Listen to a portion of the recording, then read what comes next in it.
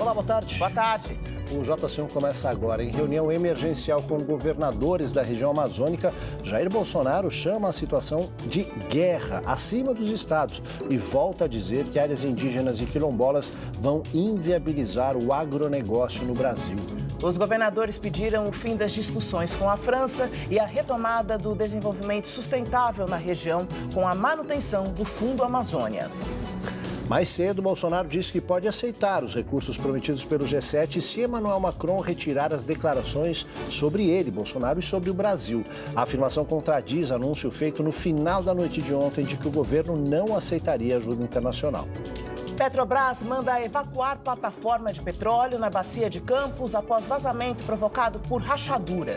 A empresa descarta risco de naufrágio. O sindicato discorda. E no estúdio, a conversa é sobre gordofobia. Entre os padrões de beleza e a vida saudável, cada vez mais homens e mulheres aceitam o próprio corpo e quebram os preconceitos que chegam de todos os lados. E nas notícias internacionais, destaque para a decisão histórica contra a indústria farmacêutica.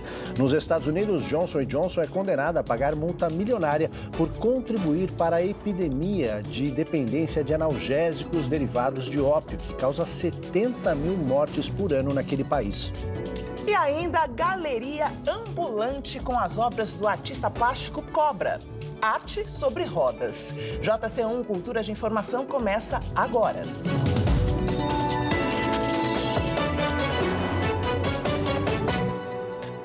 A gente começa com um giro pelas principais notícias do país. Pelo menos 14 pessoas ficaram feridas após um incêndio criminoso num ônibus em Canoas, na região metropolitana de Porto Alegre.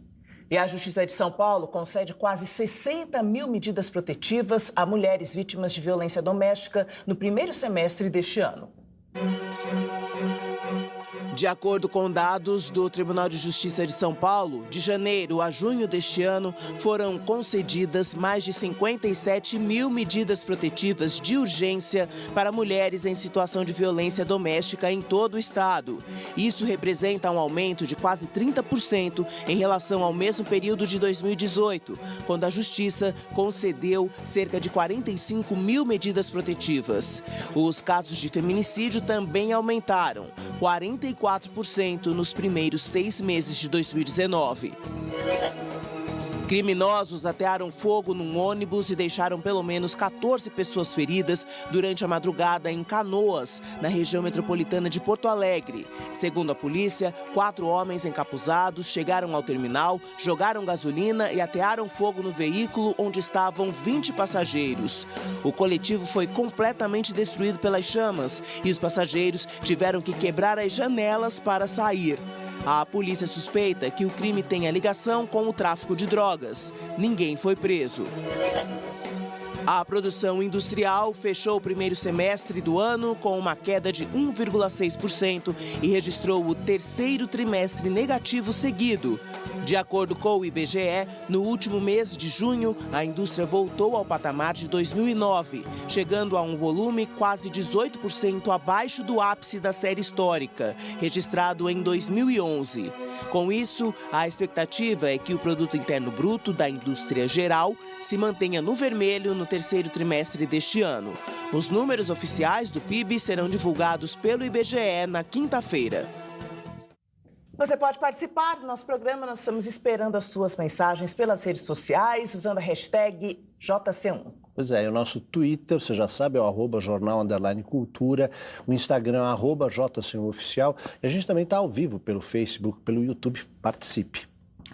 Uma plataforma da Petrobras, operada pela Modec, teve de ser evacuada nesta segunda-feira por causa de rachaduras que podem comprometer a estrutura. O navio plataforma Cidade do Rio de Janeiro está ancorado a 130 quilômetros da costa fluminense, no campo de Espadarte, na bacia de Campos.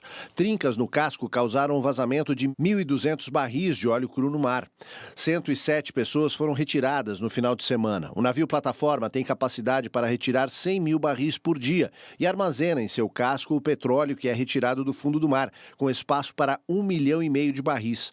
O risco de naufrágio foi descartado pela Petrobras, que enviou embarcações embarcações menores para conter o vazamento e recolher o óleo que está no mar. Numa operação posterior, a embarcação será desancorada e levada até um estaleiro na costa. O Cidade do Rio de Janeiro está numa lista de plataformas da petroleira que serão desativadas e já teve um episódio de vazamento recente, em janeiro deste ano. Bom, em nota, a Petrobras informou que a MODEC fez um sobrevoo na região e constatou uma nova mancha no mar com cerca de 6 mil litros de óleo. Segundo a empresa, 7 embarcações já estão em operação para recolher o óleo.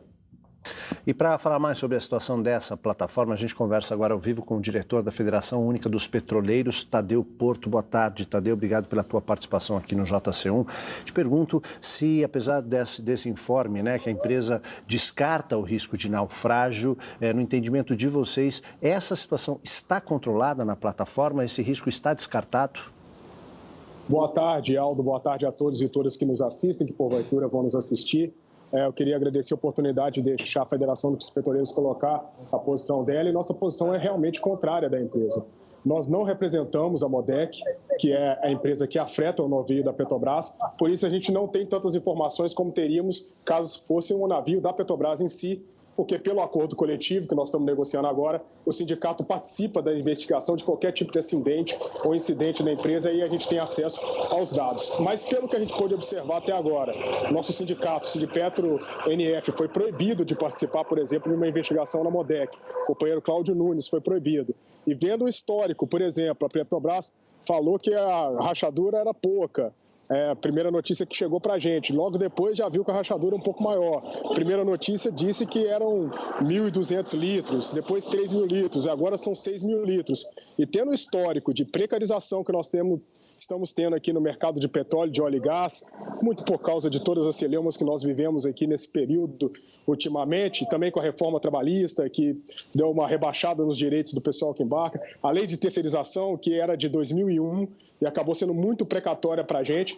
Todo esse ambiente faz com que a gente realmente ache que tem um risco de o navio afundar. Outro dado também é que a Petrobras ela diminuiu os investimentos dela em que ela chama de SMS, Saúde, Meio Ambiente e Segurança, no ano de 2018, por exemplo, a níveis do ano de 2012.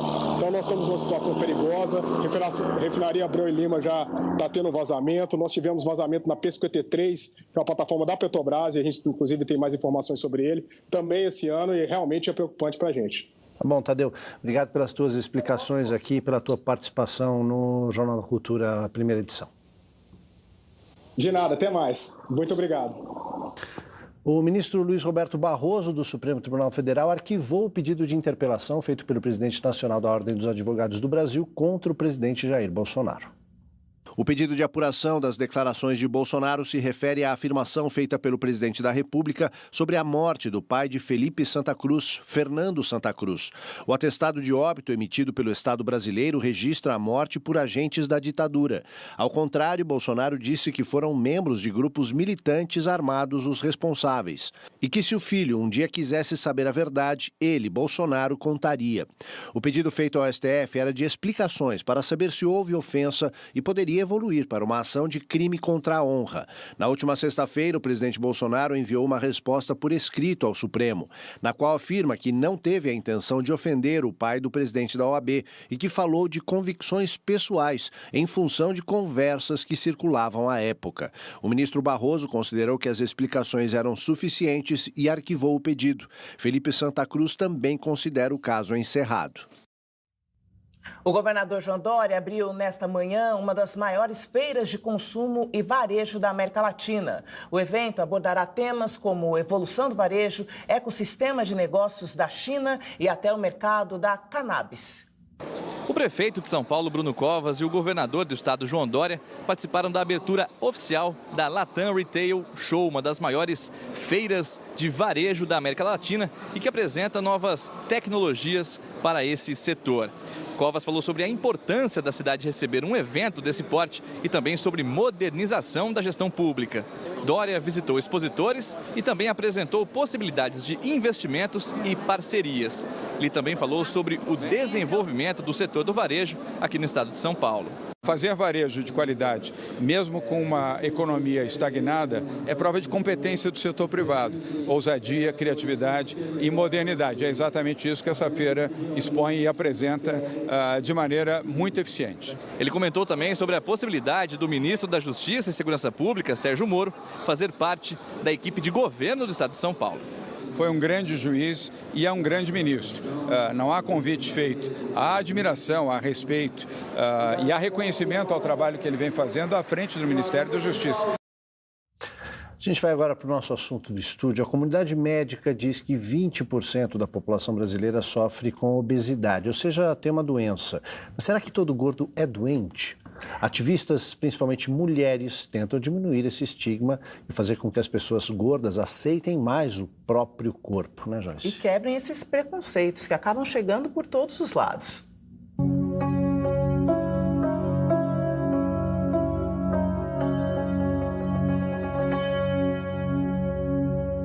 Praticar yoga foi um refúgio que a Vanessa encontrou quando o trabalho com comércio exterior deixou de ser saudável.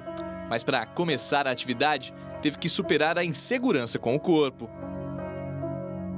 A primeira coisa que eu via quando eu via coisas de yoga era aquelas pessoas magras fazendo posturas que eu achava que nenhuma pessoa gorda poderia fazer. Não é uma coisa que é convidativa para as pessoas gordas, né? E eu lembro que quando eu fiz essa aula, eu saí de lá muito contemplada. Parece que eu tinha me encontrado. Estar acima do peso é um desafio diário.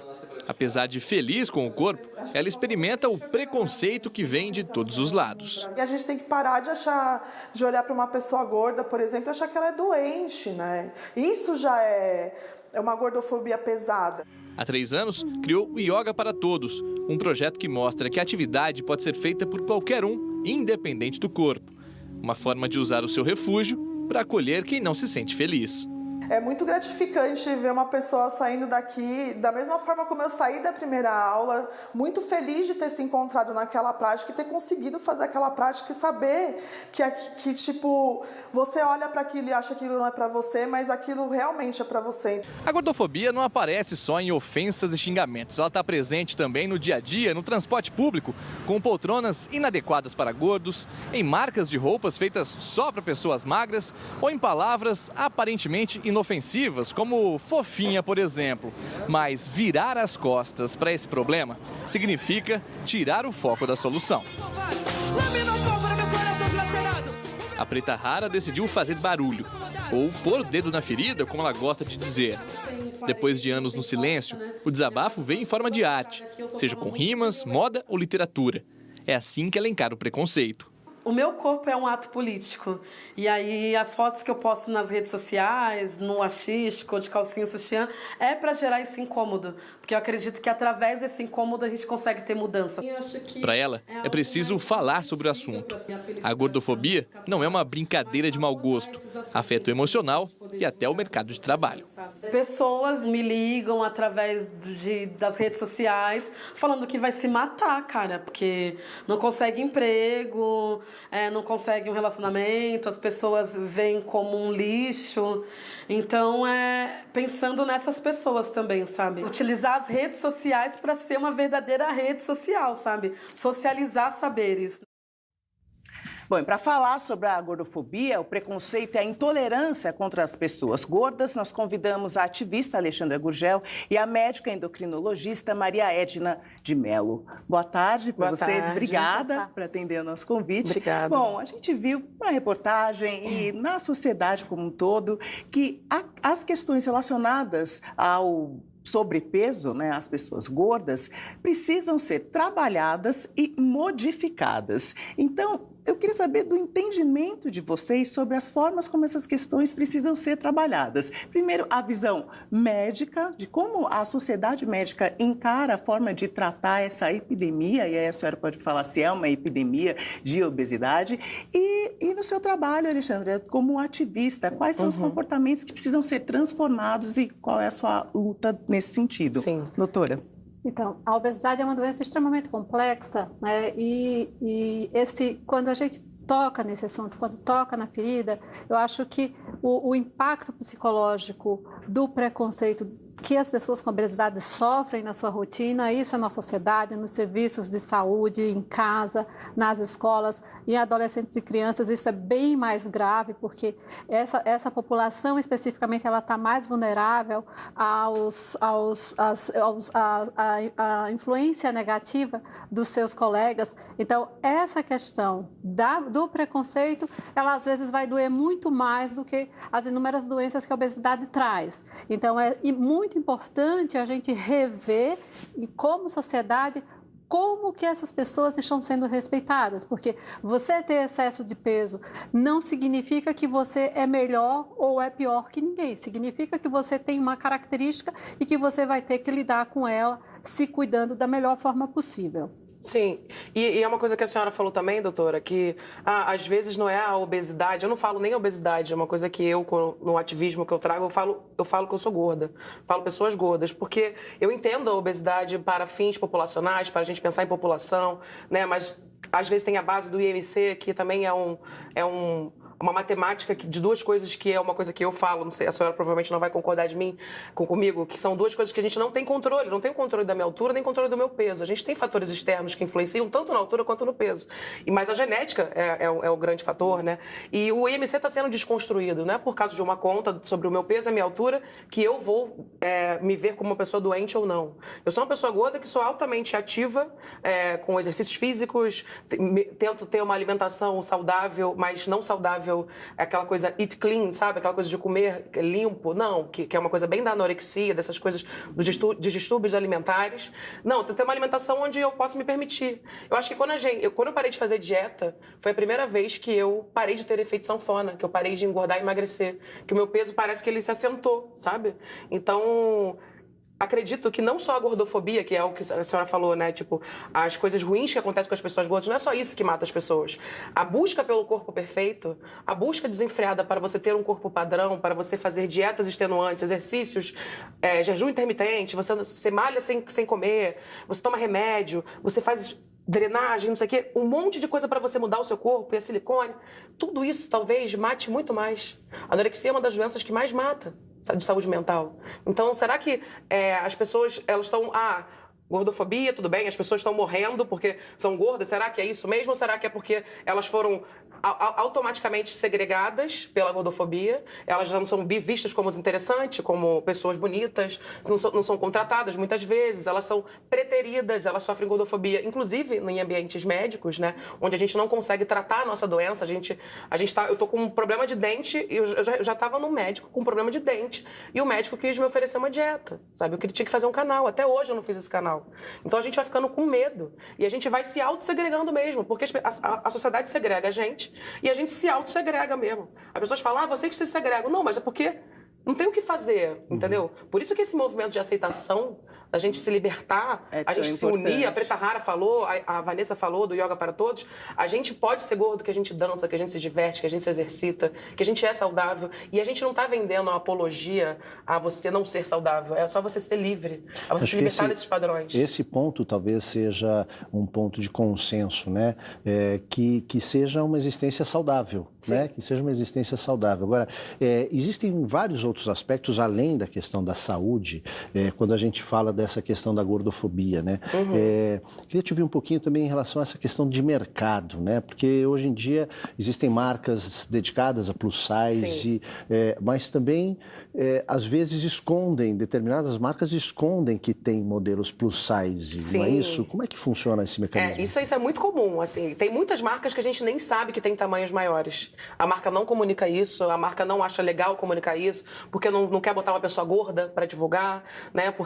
E tem muitas marcas também que se aproveitam da onda de aceitação, que está sendo uma onda agora do body positive, de você se olhar de forma positiva e se aceitar. E muitas marcas estão botando 44 como plus size. 44, 46. O plus size começa no 48 para cima, sabe? Tem gente que acha que plus size é 48, 50 e vai lançando linha de... Sabe? Não é isso, entendeu? Não é tipo... Beleza, na passarela a gente está vendo 36, 38. Todo mundo que veste mais que a passarela já veste um tamanho maior, mas não é isso. O plus size ele vai além. Tem gente que veste 60, tem gente que veste mais de 60. Sabe? Tem marcas, eu não vou falar o nome de marca, mas tem marcas muito conhecidas de jeans de séculos que fazem até tamanho 70. sabe? E a gente não Doutora, sabe. Como que a medicina avalia essa combinação do sobrepeso com os exames que não trazem alterações expressivas de algo que precisa ser mudado ou tratado? Esse é o conceito da obesidade metabolicamente saudável, né? Porque o que é metabólico? É a alteração de glicemia, alteração de lípides, a pressão arterial também se inclui ali. Os estudos mais recentes, o que eles mostram? Eles mostram que quando se tem excesso de peso, à medida que os anos vão passando, a gente não nasce com todas as doenças. Então, à medida que os anos vão passando, então essas doenças elas tendem a aparecer. Então, num grupo de pessoas que foi acompanhado durante 20 anos, que eram metabolicamente saudáveis, depois de 10 anos, a metade já não era mais não preenchia aquele critério. E aí fica crítica também ao critério, porque da mesma forma que a Alexandra falou do IMC, o IMC não é um número perfeito, mas ele é muito simples. Então, para a população em geral, ele é muito bom.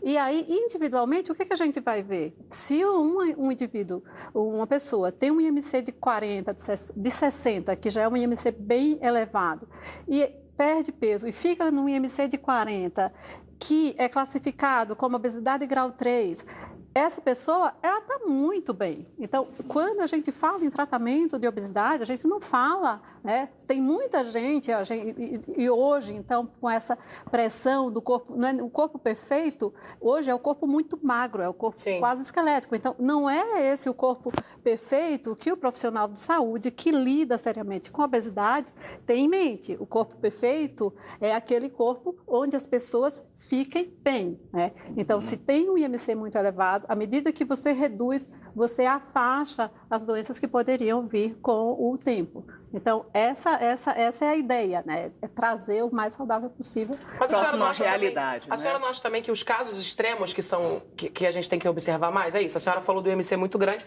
mas também o IMC super baixo, pensando, né? Sim. Também é preocupante. Porque hoje quando a gente, por exemplo, você falou da anorexia. A anorexia é a doença psiquiátrica que mais mata, mas a prevalência da anorexia é muito baixa. Sim. Então, não dá pra gente, quando a gente fala em obesidade e anorexia, são duas biologias, dois comportamentos fisiológicos bem diferentes e que aí não dá pra gente comparar, porque senão a gente se perde.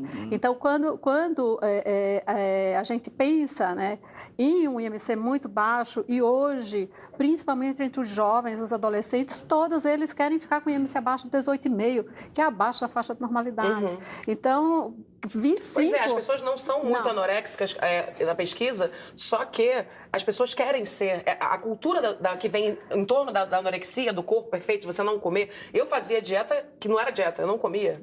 Passava o dia sem comer, era no food, low food. Né? A pressão acaba levando a pessoa endossa a fazer essa cultura. É a pressão e a má informação. A gente tem muita informação ruim nas redes sociais, nos sites de busca. Então, e isso faz muito mais sucesso do que o simples, de ter uma rotina mais rica em vegetais, em diminuir o consumo de ultraprocessados, porque acaba sendo mais fácil. E para a população isso é muito difícil. Do autocuidado para todos, do autocuidado né? para todos. Do peso. Alexandra, doutora Edna, muito obrigada por obrigada a vocês. Até a próxima, Até porque esse assunto ainda rende muita coisa, né? Muito desdobramento. Obrigada. Obrigada. A gente vai para um rapidíssimo intervalo. Não sai daí, voltamos já.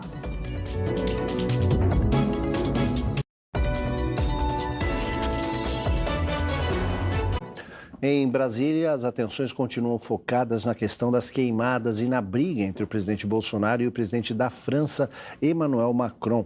Em busca de protagonismo no meio dessa polêmica, o Congresso instala a Comissão Permanente sobre Mudanças Climáticas. E em outro capítulo, depois do Palácio do Planalto ter confirmado que o Brasil não aceitaria a ajuda de 20 milhões de dólares oferecida pelo G7 para combater os incêndios florestais na Amazônia, o presidente Bolsonaro disse hoje cedo que pode aceitar a oferta desde que o presidente da França, Emmanuel Macron, se retrate. Ao anunciar a recusa ontem à noite, o ministro Onyx Lorenzoni explicou que o motivo era a última declaração do presidente da França de que não descartava a possibilidade de conferir status internacional à Amazônia, caso algum governo da região tome decisões prejudiciais ao planeta, o que foi considerado pelo governo uma ameaça à soberania do Brasil. Hoje de manhã, ao sair do Palácio da Alvorada, o presidente disse que a ajuda poderia ser aceita se Macron pedisse desculpas pela declaração e por recentemente o ter chamado de mentiroso. mentiroso. O senhor Macron deve retirar os insultos que ele fez da minha pessoa. Primeiro me chamou de mentiroso. E depois, as informações que eu tive, de que a nossa soberania está em aberta na Amazônia.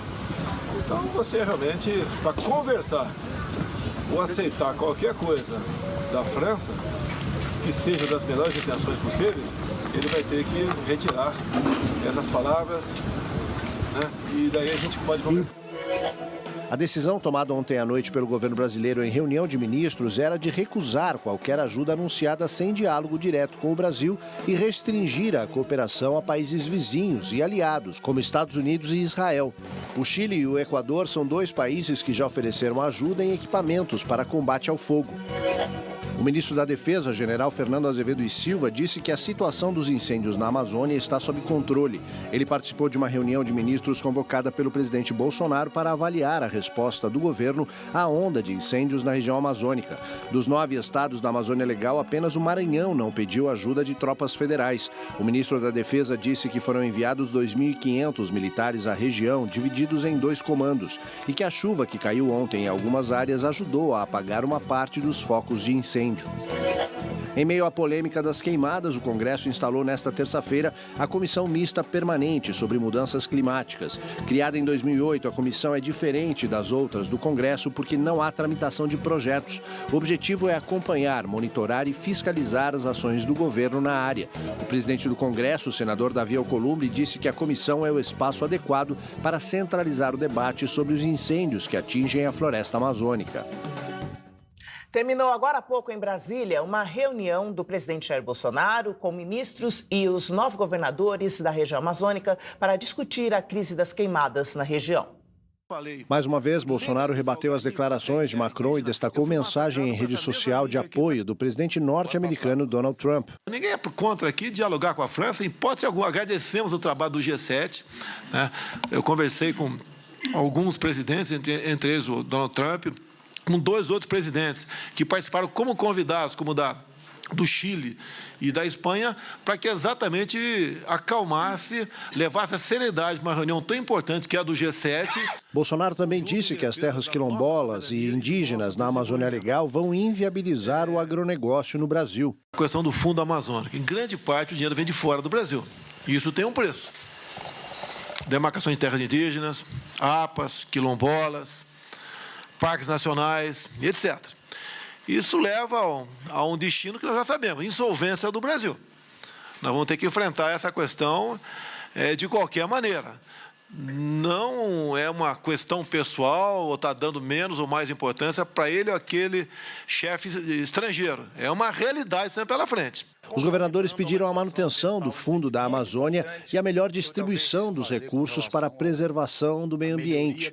O governador do Pará, Helder Barbalho, rebateu as declarações de Bolsonaro e disse que é necessário deixar a discussão com o governo francês de lado e cuidar do que chamou de diplomacia ambiental. Fazer um pacote junto com o IBAMA, junto com o Ministério do Meio Ambiente, sob a coordenação do governo federal, para fazermos um pacote que possa, por um lado, conter o desmatamento, conter os focos de incêndio e, por outro, o que eu entendo ser o mais importante é construir um horizonte sustentável de desenvolvimento que demonstre efetivamente que a Amazônia ela compatibiliza a preservação da floresta com as demandas de desenvolvimento econômico. Ainda nas notícias de Brasília, o senador Tasso Gereissati, que é relator da reforma da Previdência no Senado, entregou no finalzinho aqui da manhã o parecer favorável à aprovação da proposta ao presidente da Casa, Davi Alcolumbre. O projeto agora será discutido na Comissão de Constituição e Justiça, estava dependendo dessa entrega, né? E se o Senado mantiver esse texto aprovado pela Câmara, a reforma seguirá para promulgação. Se os senadores modificarem a proposta, a PEC volta para a Câmara para nova análise dos deputados. Decisão histórica nos Estados Unidos. Um tribunal condenou a Johnson & Johnson a pagar multa de mais de 500 milhões de dólares pelo envolvimento no uso indiscriminado de analgésicos à base de opioides. O juiz do condado de Cleveland, Dad Paukman, disse que a promotoria demonstrou que a empresa contribuiu para o dano público ao incentivar o consumo de analgésicos de receita médica que são altamente viciantes. Na decisão, o juiz afirmou que a empresa promoveu seus produtos entre médicos e pacientes por meio de campanhas de publicidade e financiamento de pesquisa e educação, afirmando que a dor não estava sendo tratada o suficiente e que havia um baixo risco de abuso. O procurador-geral de Oklahoma, Mike Hunter, afirmou que o laboratório Janssen, a divisão farmacêutica da Johnson & Johnson, adotou práticas de propaganda enganosa e promoção de opioides, levando a uma crise de dependência desses analgésicos, mortes por overdose e aumento das síndromes de abstinência neonatal. A decisão pode afetar os rumos de outros quase 2.000 processos apresentados contra fabricantes de opioides em várias cortes do país. A advogada da Johnson & Johnson, Sabrina Strong, afirmou que a empresa não acredita nos fatos ou na lei que apoia o veredito e, por isso, vai apelar da decisão. A Johnson & Johnson foi a primeira empresa farmacêutica a ir a julgamento pela crise de vício em opioides que atinge os Estados Unidos e só em 2017 provocou mais de 70 mil mortes por overdose. O novo relatório mundial sobre drogas, divulgado ontem pela ONU, revela que os opioides são responsáveis por quase 80% das mortes envolvendo problemas relacionados ao uso de drogas sob prescrição. Agora a gente vai para o nosso Espaço das Artes em comemoração aos 30 anos de carreira do muralista Eduardo Cobra. Um ônibus vira galeria e leva os trabalhos do artista de forma gratuita e acessível a todos os públicos. Quem tem esses detalhes para a gente é a repórter Adriana Simino. Boa tarde, Adriana. Oi, Aldo, uma boa tarde a você, boa tarde a todos. Eu apresento para vocês a Galeria Circular, que hoje está no bairro do Campo Limpo, que foi onde o muralista Eduardo Cobra passou a infância dele. Ela está montada dentro desse ônibus novinho, que depois vai circular por São Paulo. Ele é um ônibus elétrico, ou seja, não polui o meio ambiente, uma preocupação que vai ao encontro com um dos temas com os quais o Eduardo Cobra trabalha, que é meio ambiente. Olha só a fila de gente para entrar aqui na exposição. A dona Carmen estava me contando que é fã do Cobra. Por quê, hein, dona Carmen? Porque se eu vou na Paulista não tem como parar e não ver aquela obra-prima, né? Tanto na Paulista quanto na 9 de julho. Eu até tiro uma foto com ele aí. Legal, vai conseguir. Daqui a pouquinho a senhora vai ver mais coisa bonita lá dentro, viu? A gente vai entrar antes da dona Carmen. E olha só, o ônibus é acessível para pessoas com deficiência, então todo mundo pode vir conferir essa exposição gratuita agora. O Alexandre Tato vai mostrar para você, dar um gostinho do que você que vier aqui vai conseguir conferir na Galeria Circular. Essas aqui são algumas telas. São protótipos de obras que já foram reproduzidas em muros em cerca de 20 países do mundo. O Eduardo Cobra tem inúmeros trabalhos, inúmeras telas. Essas aí já foram reproduzidas e a gente vai conversar com ele agora. Eduardo, vem um pouquinho aqui para frente para a gente conseguir te ver melhor. Primeiro, parabéns pelo seu aniversário de 44 anos, que é hoje também, pelo seu aniversário de carreira. Ao longo desses 30 anos, quais foram as mensagens que você quis passar e as que você quer continuar passando com as próximas telas, os próximos murais? Bom, primeiro, muito obrigado. Olha, eu sempre pensei na questão de utilizar o espaço público, utilizar os muros da cidade para passar algum tipo realmente de mensagem. É uma forma de me comunicar com as pessoas. E o meu trabalho, ele fala de diversos temas diferentes. Então eu gosto muito de falar sobre temas relacionados à paz, ao respeito, à tolerância entre as religiões, à união dos povos, ao racismo. E também, de certa forma, eu penso na questão da democracia da arte, ou seja, eu acho que a arte que surgiu nas ruas, a street art, de certa forma, ela tem essa questão que é uma das questões mais importantes, levar a arte ao acesso de todas as pessoas. Então, dentro desse conceito, eu sempre penso da melhor forma de me relacionar, principalmente com os lugares que são relacionados à minha origem, os lugares por onde eu vivi, por onde eu caminhei durante a minha infância. E eu sou uma pessoa que eu devo realmente tudo, a minha trajetória, a minha história, à periferia de São Paulo, às comunidades, que são realmente as pessoas que me incentivaram, que estiveram comigo lá no começo, né? Então, embora hoje eu tive a oportunidade maravilhosa de conhecer os 5 continentes, de levar minha obra para mais de 20 países, como você comentou. Mas mesmo assim, eu não faço nenhuma diferença entre estar na Times Square ou estar na Piccadilly Circus, em lugares nobres, ou de estar numa comunidade. Tudo é muito relevante e tudo é muito importante para mim, para minha história, para o meu trabalho e poder ter o contato com essas pessoas, né? Então, para mim, realmente é um privilégio hoje poder estar aqui, poder estar tendo esse contato, pessoas que estão vindo de várias partes, realmente, da cidade de São Paulo, para ver a exposição. Legal, muito obrigada. Obrigada por dar esse orgulho para os brasileiros. E quem quiser conferir os locais por onde esse ônibus vai passar, é só entrar no site, na página do Instagram, na verdade, Cobra Street Art, vai até o dia 8 de setembro. Ana, lindo trabalho do Cobra. Bom, daqui a pouco aqui no JC1 Mundial de Natação de Surdos, que será disputado até sábado, começa com medalha de prata para o Brasil nos 200 metros estilo livre. A gente volta já já.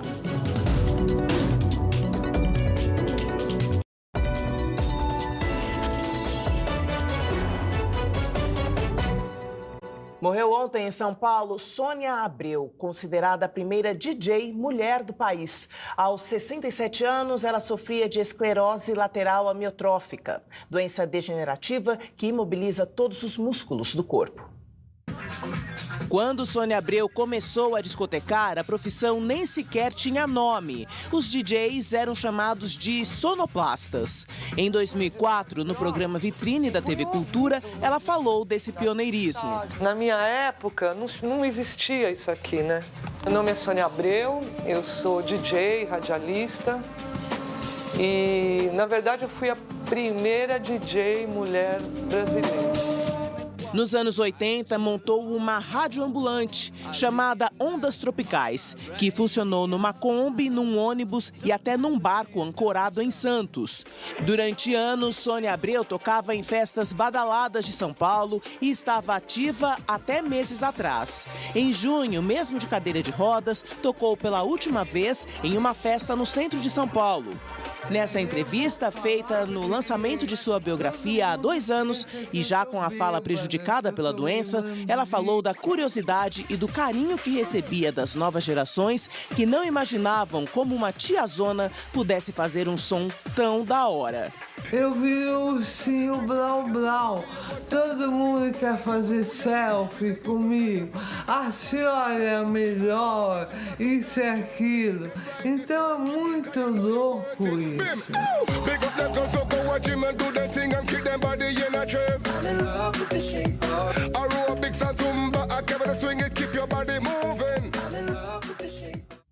Muita gente dançou com o som que ela produzia. Um registro histórico aí. Há 20 anos, o Brasil perdia o bispo emérito de Olinda, Dom Helder Câmara. Símbolo da resistência à ditadura, Dom Helder participou da criação de significativos conselhos, como o Conselho Episcopal Latino-Americano e a Conferência Nacional dos Bispos do Brasil.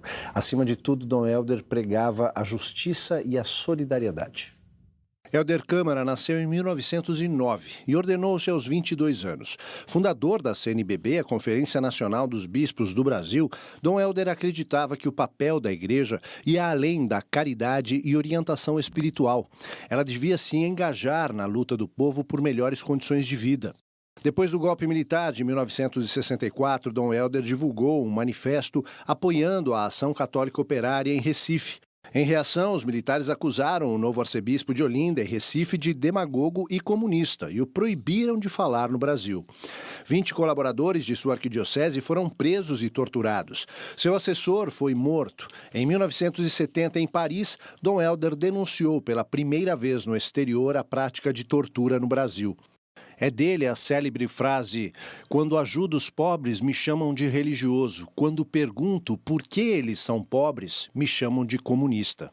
Conhecido em todo o mundo como peregrino da paz, Dom Helder morreu aos 90 anos. Sob incentivo do Papa Francisco, avança no Vaticano um processo para a beatificação dele. O meu desejo é que todos nós nos unamos. Há tanto problema. E nós unidos poderemos muito mais. Para encerrar, vamos falar um pouco de esporte, porque mais de 200 atletas de 29 países disputam até o próximo sábado, em São Paulo, a 5ª edição do Mundial de Natação para Surdos.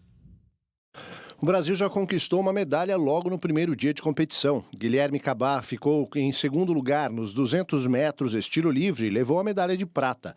Além dele, outros 5 atletas integram a delegação brasileira desta edição do Mundial. A única diferença da natação para surdos é um equipamento luminoso que indica aos atletas o momento da largada. A competição é disputada no Centro de Treinamento Paralímpico, na Zona Sul de São Paulo, até o próximo sábado, dia 31. Vale lembrar que atletas surdos não integram a equipe paralímpica que disputa o Parapan em Lima, no Peru. A gente deseja sucesso para os atletas, né? JC termina aqui. Uma ótima tarde para você. Esperamos amanhã, à 1h da tarde. Até lá.